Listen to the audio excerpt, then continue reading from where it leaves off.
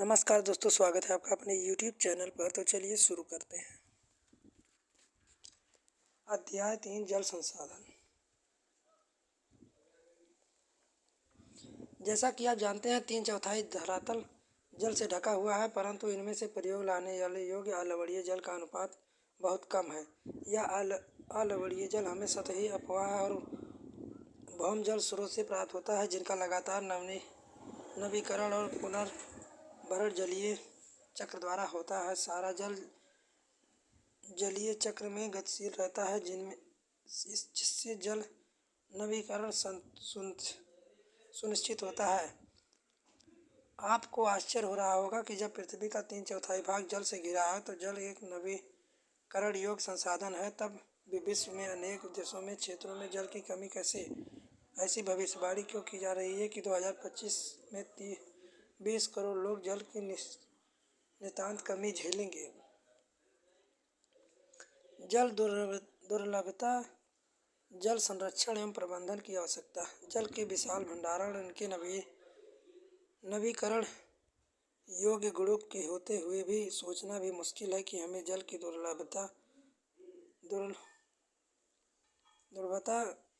का सामना करना पड़ सकता है।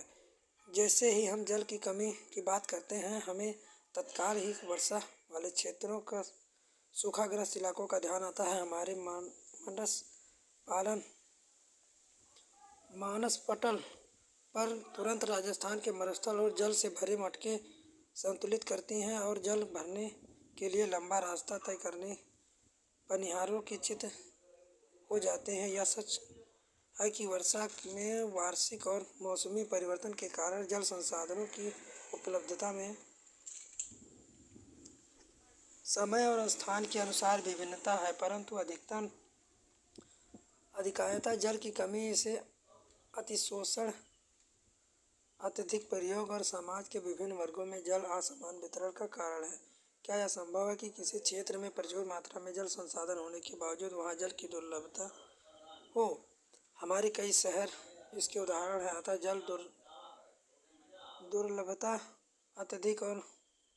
अत्यधिक और बढ़ती जनसंख्या, इसके परिणामस्वरूप जल की बढ़ती मांग और उसके असमान वितरण का परिणाम हो सकता है। जल अत्यधिक जनसंख्या के लिए घरेलू उपयोग में नहीं, बल्कि अत्यधिक अनाज उगाने के लिए भी किया जाता है। अनाज का उत्पादन बढ़ाने के लिए जलसंसाधनों का अति शोषण करके सिंचित क्षेत्र बढ़ाया जा सकता है और शुष्क ऋतु में भी खेती की जा सकती है।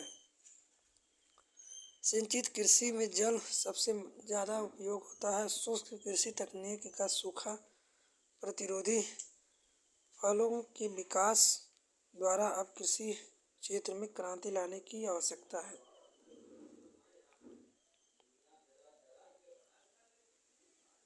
आपने टेलीविज़न विज्ञापनों में देखा होगा, बहुत से किसानों ने खेतों में अपने निजी कुएं और नलकूप हैं, जिन्हें सिंचाई करने के लिए उत्पादन बढ़ रहा है, परंतु आपने सोचा है कि इसका परिणाम क्या हो सकता है? इसके कारण भी भूमि जल स्तर भी नीचे गिर सकता है और लोगों के लिए जल की उपलब्धता की कमी हो सकती है और भोजन सुरक्षित खतरे में पड़ सकती है।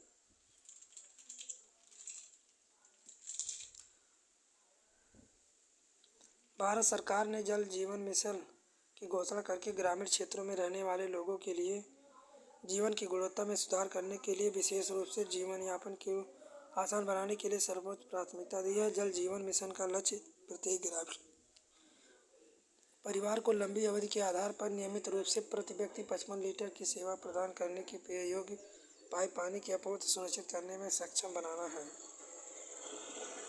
आपने अनुभव किया होगा कि समय की मांग की है अपने जल संसाधनों का संरक्षण और प्रबंधन करें, स्वयं को स्वास्थ्य संबंधी खतरों से बचाएं, खाद्य सुरक्षा, अपनी आजीविका उत्पादक क्रियाओं की निरंतरता को सुनिश्चित करें, हमारे प्राकृतिक प्रतंत्रों को निम्नलिखित होने से बचाएं। जल संसाधनों की अतिशयोक्ता और कुप्रबंधन से इन संसाधनों का ह्रास हो सकता है। पारिस्थितिकी संकट की समस्या पैदा हो सकती है, जिनका हमारे जीवन पर गंभीर प्रभाव हो सकता है।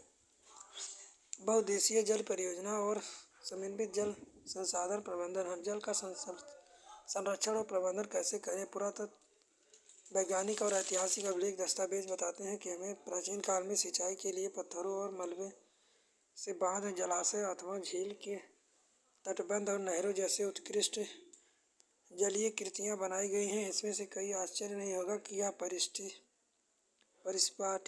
परिपाटी आधुनिक भारत में भी जारी है और अधिकतर नदियों बेसिनों में बांध बनाए हैं।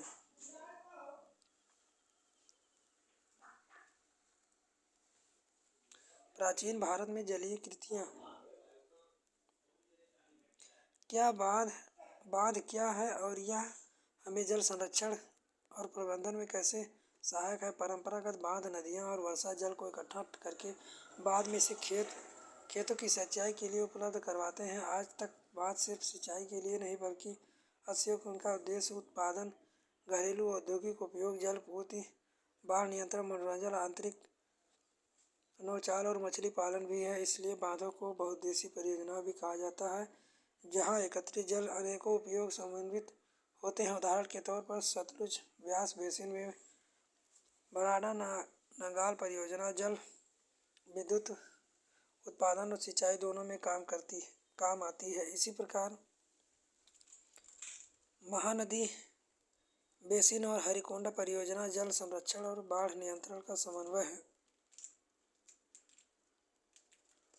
स्वतंत्रता के बाद शुरू की गई समन्वित जल संरक्षण प्रबंधन उपबांध आधारित उद्देश्य बहु परियोजना को औपनिवेशिक काल से बनी बाधाओं को पार करते हुए देश को विकास और समृद्ध रास्ते पर ले जाने और वाहन के रूप में देखा जा सकता है। जवाहरलाल नेहरू गर्व से बांधों को आधुनिक भारत के मंदिर कहा करते थे। उनका मानना था कि परियोजनाओं के चलते कृषि और ग्रामीण अर्थव्यवस्था, औद्योगिकरण और नगरीय अर्थव्यवस्था समन्वित रूप से विकसित करेगी।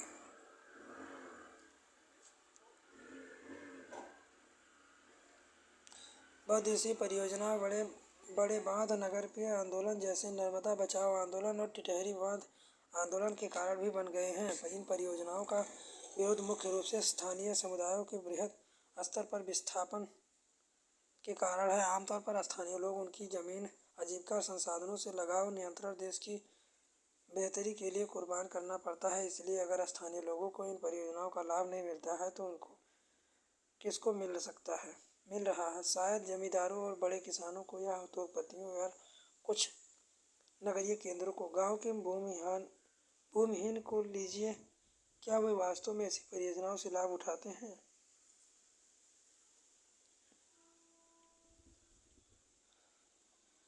भूमालिकों, गरीबी, भूमिहीन और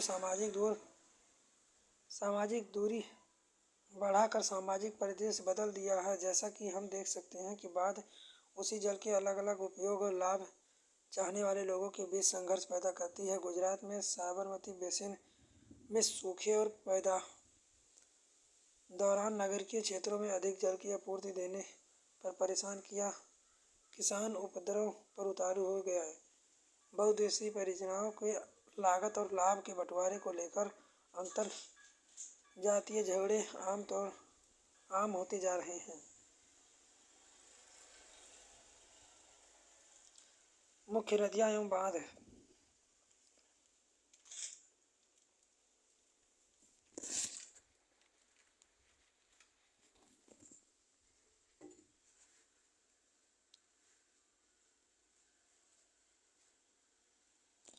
वर्षा जल संरक्षण। बहुत से लोगों को मानना है कि बहुउद्देशीय परियोजनाओं के आला प्रभावप्रद असर और उन पर उठे विवादों के चलते वर्षा जल संग्रहण तंत्र इसके सामाजिक, आर्थिक और पारिस्थितिक तौर पर व्यवहारिक विकल्प हो सकते हैं। प्राचीन भारत में उत्कृष्ट जलीय निर्माणों के साथ साथ जल संरक्षण ढांचे भी पाए जाते थे।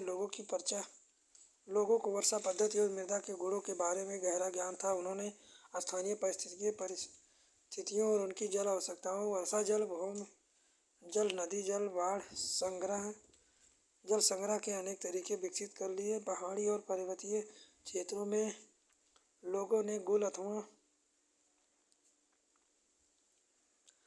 कुल जैसी वाहिकाएं नदी की धारा का रास्ता बदलकर खेतों की सिंचाई के लिए बनाई। पश्चिमी भारत विशेषकर राजस्थान में पीने का जल एकत्रित करने के लिए छत वर्ष जल संग्रह का तरीका आम था।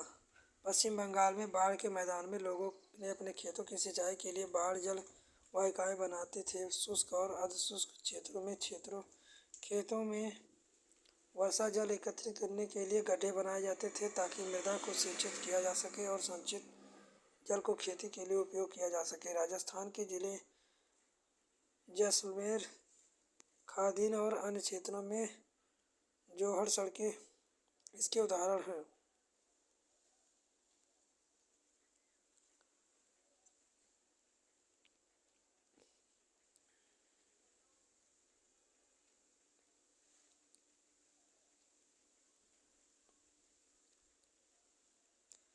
यह दुखद बात है कि आज पश्चिमी राजस्थान में छत वर्षा जल संग्रह की रीति इंदिरा गांधी नहर उपलब्ध बहरामी पेयजल के कारण कम होती जा रही है। हालांकि कुछ घरों में टंकी की सुविधा अभी भी है क्योंकि इन्हें नल के पानी के स्वाद पसंद नहीं है। सौभाग्य से आज भी भारत के कई ग्रामीण और शहरी क्षेत्रों में जल संरक्षण के संग्रहण का यह तरीका उपयोग में लाया जाता है। कर्नाटक के मैसूर जिले में स्थित एक सुदूर गांव में गंडुथूर में ग्रामीण ने अपने घर के जल आवश्यकता पूर्ति में छत वर्षा जल संग्रह की व्यवस्था की हुई है। करीब गांव में लगभग 200 घर ने अपनी व्यवस्था की और इस गांव ने वर्षा जल संपन्न गांव की ख्याति अर्जित की है। यहाँ प्रयोग किए जा रहे वर्षा जल संग्रह ढांचे के बारे में अधिक जानकारी के लिए चित्र 3.3 देखें।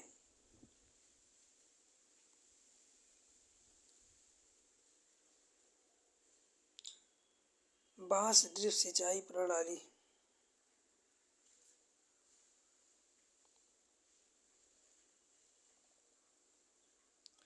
अभ्यास।